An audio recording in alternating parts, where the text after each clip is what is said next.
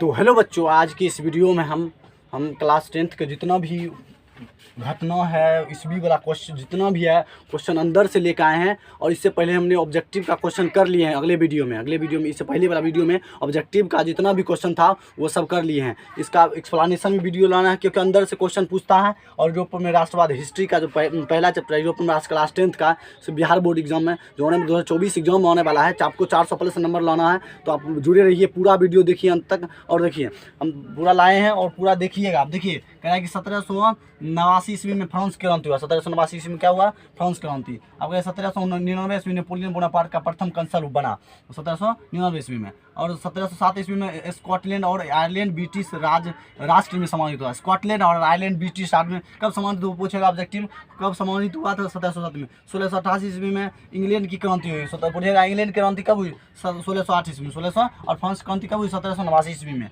अब चलते हैं 1840 ईस्वी में नेपोलियन फ्रांस का सम्राट बना। 1804 में पूछेगा 1804 में नेपोलियन बोनापार्ट फ्रांस का सम्राट कब बना? तो 1804 ईस्वी में। और नेपोलियन संहिता कब लागू हुआ था? 1804 ईस्वी में। ये पूछता है एग्जाम में। 1806 ईस्वी में रोइन राज का संघ का निर्माण हुआ। रोइन राज का निर्माण नेपोलियन बोनापार्ट ही किया था। और 1806 ईस्वी में। 1806 ईस्वी में। अब कहते हैं, देखिए 1815 ईस्वी में। थोड़ा पहले आप स्क्रीनशॉट ले लीजिए, क्योंकि घस देते हैं। चलिए स्क्रीनशॉट ले लीजिए, स्क्रीनशॉट एकदम प्यारा से स्क्रीनशॉट। चलिए अब चलते हैं, स्टार्ट करते हैं वीडियो। तो कह रहे हैं कि 1815 ईस्वी में नेपोलियन बोनापार्ट की पराजय हुई। पूछेगा नेपोलियन बोनापार्ट की पराजय कब? 1815 ईस्वी में। और वियना की संधि कब हुआ? 1815। वियना की संधि कब हुआ? 1815। मेटरनिक व्यवस्था का स्थापना कब हुआ? 1815 ईस्वी में। ये ऑब्जेक्टिव यही एक में आएगा। देखिए यहाँ पर 1819 ईस्वी में कालसबाज घोषणा हुआ। 1819 ईस्वी में। 1829 ईस्वी में तुर्की और दास रूस एवं एड्रियानोपुल की संधि हुई। तुर्की और रूस में एड्रियानोपुल की संधि कब हुई? 1829 ईस्वी में। अब 1830 ईस्वी में फ्रांस की जुलाई की क्रांति हुई। पूछेगा फ्रांस की जुलाई क्रांति कब? 1830। जुलाई क्रांति कब हुई? 1830। 1832 ईस्वी में कुस्तुनतुनिया की संधि हुई। 1832 में कुस्तुनतुनिया। पूछेगा कुस्तुनतुनिया की संधि की 1832 ईस्वी में। और यूनान के स्वतंत्र राष्ट्र का उदय कब हुआ? 1832 ईस्वी में। और 1834 में पर्सा के द्वारा जालबेराइन शुल्क संघ की स्थापना। पर्सा द्वारा जालबेराइन शुल्क की स्थापना कब हुआ? 1834 में। ऑब्जेक्टिव पूछेगा 1848 ईस्वी में मेटरनिक का पतन हुआ। 1848 ईस्वी में मेटरनिक का पतन हुआ। फ्रांस की क्रांति कब और फ्रैंकफर्ट की संधि। पूछे फ्रांस की क्रांति कब? 1848 में। सॉरी, मेटरनिक का पतन कब हुआ? 1848 ईस्वी में। फ्रांस की क्रांति भी हुई और फ्रैंकफर्ट का बैठक भी हुआ 1854 ईस्वी में। कहा है कि 1854 ईस्वी में। देखिए 1854 ईस्वी में क्रीमिया का युद्ध। पूछेगा क्रीमिया के युद्ध कब हुआ? ऑब्जेक्टिव में 1854 ईस्वी। क्रीमिया के युद्ध कब? 1854 ईस्वी में। 1858 ईस्वी में काबुल द्वारा फ्रांस के साथ फ्लेवियर समझौता हुआ। पूछेगा काबुल द्वारा फ्रांस के साथ 1858 फ्रांस के साथ प्लेम्बियर्स समझौता हुआ। किसके? काबुल के द्वारा, क्योंकि नेपोलियन काबुल को भी प्रधानमंत्री के पद पर नियुक्त किया था। आगे पढ़ेंगे हम, चैप्टर भी अंत तक बने रहिएगा। 1862 इसमें बिस्मार्क पर्सा और पंसा का चांसलर बन गया 1862 में। पूछेगा बिस्मार्क ने पर्सा के चांसलर कब बना? 1862 ईस्वी में। 1864 ईस्वी में पर्सा और डेनमार्क का युद्ध हुआ। 1864 में पर्सा और डेनमार्क का युद्ध। 1865 ईस्वी में गोस्टिन की संधि हुई। पूछेगा गोस्टिन की संधि कब हुई? 1865 ईस्वी में। 1866 में ऑस्ट्रिया और पर्सा का युद्ध हुआ। 1880 ऑस्ट्रिया पर्सा और सिरेवा का युद्ध हुआ। सिरेवा को 1866 ईस्वी में। और प्रांग का युद्ध कब हुआ? 1866 ईस्वी में। 1870 ईस्वी में इटली का एकीकरण हुआ। 1870 ईस्वी में। और सीडोन का युद्ध हुआ। और 1871 ईस्वी में जर्मनी का एकीकरण हुआ। पूछेगा जर्मनी का एकीकरण कब हुआ? 1871 ईस्वी में। अब चलते हैं, देखो बुर्बो राजवंश क्या? फ्रांस का एक राजवंश है। और मार्सिले क्या? फ्रांस का एक राष्ट्रीय गीत है। मेग्यार क्या? हंगरी का भाषा है। और मारियन क्या? फ्रांस की एक राष्ट्रवाद का प्रतीक है। यूरोप का मरीज किसे कहा था? तुर्की को। ऑब्जेक्टिव पूछेगा यूरोप का मरीज किसे कहा था? तुर्की को। अब चलते देखिए, यह किसने कहा था कि जब फ्रांस को सर्दी लगती है तो सारा यूरोप छींकने लगता था? मेटरनिक। किसने कहा था? ये ऑब्जेक्टिव VVI है, एकदम VVI देख लीजिए, VVI कह रहा है कि जब फ्रांस को सर्दी लगती है तो पूरा यूरोप छींकने लगता था। किसने कहा था? तो मेटरनिक ने कहा था। और देखिए गणतंत्र हमारी समर्पण व्यवस्था का सबसे खतरनाक दुश्मन है। वो कह रहा है कि यहाँ पर गणतंत्र हमारी समाजवाद है। समाजवाद व्यवस्था का सबसे बड़ा खतरनाक दुश्मन है। किसने कहा था? मेटरनिक ने। कहते हैं ना, शासन करो और कोई परिवर्तन नहीं होने दो, किसने कहा था? मेटरनिक ने। अब देखिए, मैं अंग्रेजी राजा की बहुत ही शासन करने की अपेक्षा लकड़ी काटना अधिक पसंद करूँगा, किसने कहा? चार्ल्स दसम ने कहा था। किसने कहा था? चार्ल्स दसम। ऑब्जेक्टिव में एक भी नहीं छोड़िएगा, मार्क आइएगा ऑब्जेक्टिव। देखिए चलते हैं। ये भी कहा था कि राष्ट्र एक बड़ी और व्यापक एकता है और उसका अस्तित्व रोज होने वाला जनमत संग्रहित। किसने कहा था? अनसर्ट रेनर। क्या जगह? अनसर्ट रेनर ने। अब चलते हैं, बुक निकाल लीजिए, एकदम 400+ नंबर लाना है तो बुक से पढ़िए, बुक से एकदम ये भी अब देखिए पूरा एक्सप्लेनेशन कर पाएंगे। यूरोप में राष्ट्रवाद क्या है, यूरोप में कैसे हुआ राष्ट्रवाद, सब बताएंगे एकदम डिटेल में। चलते यूरोप में राष्ट्रवाद क्या है कि राष्ट्रवाद आधुनिक विश्व की जागृति का प्रतिफल है। कह रहा है कि राष्ट्रवाद आधुनिक विश्व की मॉडर्न, मतलब वर्ल्ड की, जो मॉडर्न वर्ल्ड हिस्ट्री पढ़ेगा ना, मॉडर्न वर्ल्ड, तो आपको कंपटीशन जो भी पढ़ रहे हैं उसके लिए भी ये वीडियो ठीक है। आपको जिसको जो नॉर्मल कंपटीशन की तैयारी कर रहे हैं उसको भी वीडियो भेज सकते हैं, शेयर कर सकते हैं, वो भी देख सकता है। क्योंकि यहाँ से आपको अभी मेहनत कीजिएगा तो आपको नॉर्मल कंपटीशन आएगा, जैसे कि रेलवे, SSC, GD, इस सब में आपका ये सब क्वेश्चन 10th से भी ज़्यादा रहता है। क्योंकि उसमें 10th का ही सर्टिफिकेट, मतलब आर्मी में जाइएगा तो आपका यही सब क्वेश्चन ज़्यादा रहता है। 10th से 9th 10th से ज़्यादा क्वेश्चन रहता था। बढ़िया से पढ़िए, 10th का भी करेक्ट कर लीजिए एकदम। 10th का तो देखना ही है, 10th का 400+ नंबर लाना है और पूरा ध्यान से दीजिएगा। चलिए देखिए, तो यूरोप में राष्ट्रवाद कह रहा है कि राष्ट्रवाद आधुनिक विश्व की जागृति का प्रतिफल है। राष्ट्रवाद जो है आधुनिक जागृति का प्रतिफल है। एक ऐसी भावना है जो विशेष भौगोलिक, सांस्कृतिक और सामाजिक परिवेश में रहने वाले लोगों में एकता की भाग बनते हैं। कह रहा है कि जो यूरोप कह रहा है कि राष्ट्रवाद क्या है कि राष्ट्रवाद आधुनिक विश्व की जागृति का प्रतिफल है। और कह रहा है एक ऐसी भावना है जो किसी भौगोलिक क्षेत्र में, सांस्कृतिक और सामाजिक परिवेश में लोगों की एकता का भाग है।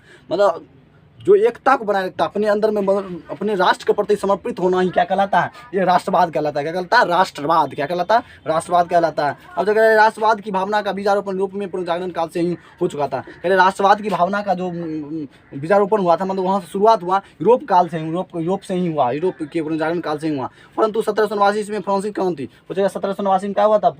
फ्रांसीसी क्रांति उन्नत रूप में प्रकट हुए। 1789 ईस्वी में फ्रांसीसी क्रांति कब उन्नत रूप में प्रकट हुई? 1789 में फ्रांसीसी क्रांति उन्नत रूप में प्रकट हुई।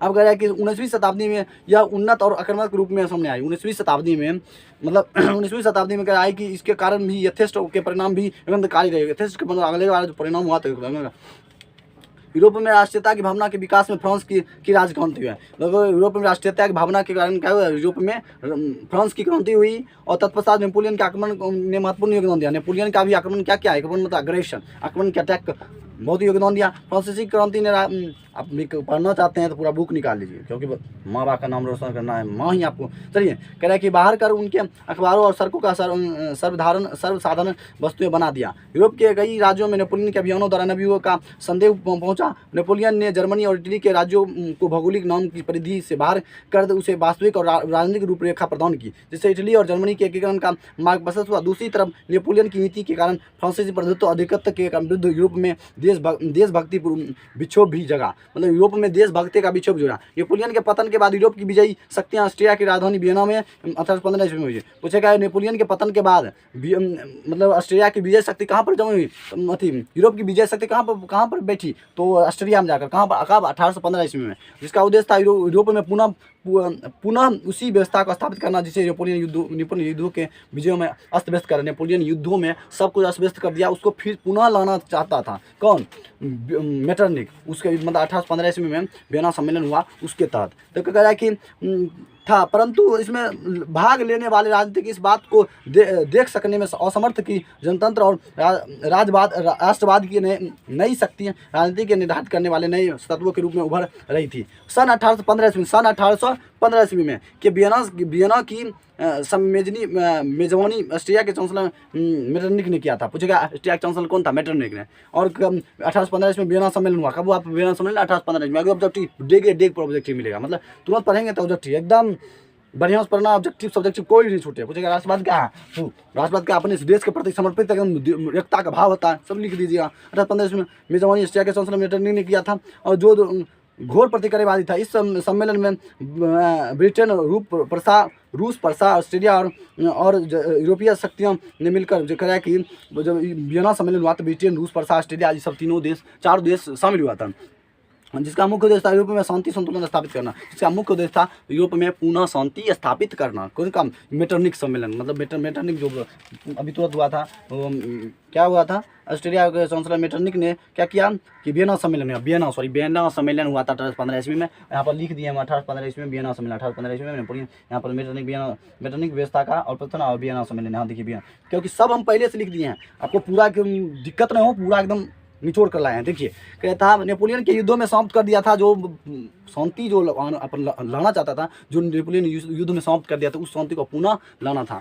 कहेगा गणतंत्र और प्रजातंत्र जो फ्रांस की क्रांति की देन थे। पूछेगा गणतंत्र और प्रजातंत्र किसकी देन है? तो फ्रांस की क्रांति, किसके? फ्रांस की क्रांति देन है। उसका विरोध करना और पुरातन व्यवस्था की पुनर्स्थापना करना मेटरनिक व्यवस्था का उद्देश्य था। मेटरनिक व्यवस्था का क्या था? उद्देश्य था। मेटरनिक व्यवस्था जो आया था 1815 ईस्वी में, मेटरनिक व्यवस्था यहाँ पर दिया, और यहाँ पर सॉरी यहाँ मेटरनिक व्यवस्था, यहाँ पर मेटरनिक व्यवस्था का जो मूल था कि पुरातन व्यवस्था को पुनर्स्थापन करना, और तथा वियना सम्मेलन के मध्य के रूप में नेपोलियन युग का अंत हुआ। नेपोलियन युग का अंत हो गया। नेपोलियन युग का क्या हो गया? वियना सम्मेलन जैसे ही हुआ, नेपोलियन का पराजय हुआ और नेपोलियन का पतन हो गया। क्या हो गया? 1815 में नेपोलियन का क्या हुआ? पतन हो गया, और मेटरनिक युग की शुरुआत हुई। 1815 में क्या, किसी युग की? मेटरनिक युग की शुरुआत हुई। ऑब्जेक्टिव पूछ देता है कि मेटरनिक युग की शुरुआत कब हुई? 1815, 1816, 1817, 18 चार को ऑप्शन दे देगा, मारिएगा क्या? 1815 इसमें। तो मेटरनिक युग की शुरुआत हुई। इटली पर अपना प्रभाव स्थापित करने के लिए मेटरनिक ने उन्हें उसे कई राज्यों में विभाजित किया गया। मतलब क्या है कि इटली को कई राज्यों में विभक्त कर दिया। सिसिली और नेपल्स के प्रदेश नेपल्स के प्रदेश बुर्बो राजवंश के सम्राट फर्डिनेंड को दे दिया गया। कह रहा है कि जो कह राज्यों को विभाजित किया, तो सिसिली और नेपल्स दो प्रदेश थे, बुर्बो राजवंश के सम्राट फर्डिनेंड को दे दिया। दो प्रदेश थे सिसिली और नेपल्स, किसको दे दिया गया? फर्डिनेंड को। बुर्बो राजवंश के जो है यहाँ पर, जो बुर्बो राजवंश क्या, फ्रांस के एक राजक्रांति राजवंश है, उसको दे दिया गया। क्या दे दिया? सिसिली और नेपल्स को, दो प्रदेश था, उसको फर्डिनेंड को दे दिया गया। और रोम और उसके पास के राज्यों को पोप को सौंप दिया। रोम और उसके आसपास को किसको सौंप दिया? पोप को सौंप दिया। लंबार्डी और वेनेशिया पर ऑस्ट्रिया की प्रभुत्व कायम हुई। लंबार्डी और वेनेशिया में क्या किसकी प्रभुत्व कम हुई? मोडेमा और टस्कनी के प्रांत हेबसबर्ग राजवंश को दे दिया गया, और जेनेवा और सर्डिनिया पीरमाउंट के राज्य में सम्मिलित किए गए। जेनेवा और सर्डिनिया पीरमाउंट के राज्य में सम्मिलित कर दिए गए। और जर्मनी में 39 रियासतों का संघ कायम रहा। पूछेगा जर्मनी में कितने रियासतों का काम रहा? 39 रियासतों का कम संघ कायम। अप्रत्यक्ष रूप से ऑस्ट्रेलिया का अधिकार स्थापित किया गया तथा हर संभव प्रयास किया गया। उनमें राष्ट्रीयता की भावना नहीं जागे। मेटरनिक ने फ्रांस में भी पुरातन व्यवस्था की पुनर्स्थापना की। इस तरह वियना सम्मेलन प्रतिक्रियावादी शक्तियों का विजय थी। लेकिन यह व्यवस्था स्थायी साबित हुई नहीं हुई, और जल्द ही यूरोप में राष्ट्रीयता की भावना का प्रसार हुआ, जिससे यूरोप की लगभग सभी देश प्रभावित हुए। फ्रांस में वियना सम्मेलन के तहत क्रांति के पूर्व की व्यवस्था को स्थापित करने के लिए बुर्बो राजवंश की पुनर्स्थापना की गई, और लुई 18वां फ्रांस का राजा बना। लुई 18वां वहाँ का राजा बना। उसने फ्रांस की बदलती हुई परिस्थितियों को समझा और फ्रांसीसी जनता पर पुनर्पंथी व्यवस्था को थोपने का प्रयास नहीं किया, और उसने प्रतिक्रियावादी और सुधारवादी शक्तियों के मध्य सामंजस्य स्थापित करने का प्रयास किया। और इसे उद्देश्य में 2 जून 1814 ईस्वी में सम्राट की ओर से संवैधानिक घोषणा पत्र जारी किए, और 1848 ईस्वी तक फ्रांस में चलते रहे। 2 जून 1800 संवैधानिक घोषणा पत्र जारी हुआ। संवैधानिक घोषणा पत्र कब लागू किया? तो 2 जून 1814। उसके बाद चार्ल्स दसम के शासनकाल में इसमें देखिए मच्छी भी तंग करा। बताइए, आपको पढ़ाने के चक्कर में हम तब पर भी वीडियो बनाना पड़ा। जल्दी देखिए, इसमें कुछ परिवर्तन किए गए हैं, परंतु इसका परिणाम 1830 ईस्वी क्रांति में रूप में सामने आया। अब चलते हैं क्वेश्चन नंबर। देखिए, अब क्वेश्चन नंबर सॉरी करते हैं, अगला एक्सप्लेनेशन चलते हैं। देखिए, तो ये सब हुआ यूरोप के राष्ट्रवाद में। क्या हुआ ये सब? यूरोप के राष्ट्रवाद में। अब देखिए, जुलाई क्रांति क्या समझते हैं? जुलाई क्रांति 1830 की जुलाई क्रांति। चार्ल्स दसम एक निरंकुश और प्रतिक्रियावादी शासक था, और इसने फ्रांस में उभर रही राष्ट्रीयता तथा जनतंत्रवादी भावनाओं को दबाने का कार्य किया, और उसने अपने शासनकाल में संवैधानिक लोकतंत्र की राह में कई विरोध उत्पन्न किए। उनके द्वारा प्रतिक्रियावादी प्लेगनेक को प्रधानमंत्री बनाया गया, और प्लेगनेक ने पूर्व में हुई 18वें में द्वारा स्थापित के समान नागरिक संहिता के स्थान पर शक्तिशाली अभिजात वर्ग की स्थापना किया। किसने? चार्ल्स दसम ने।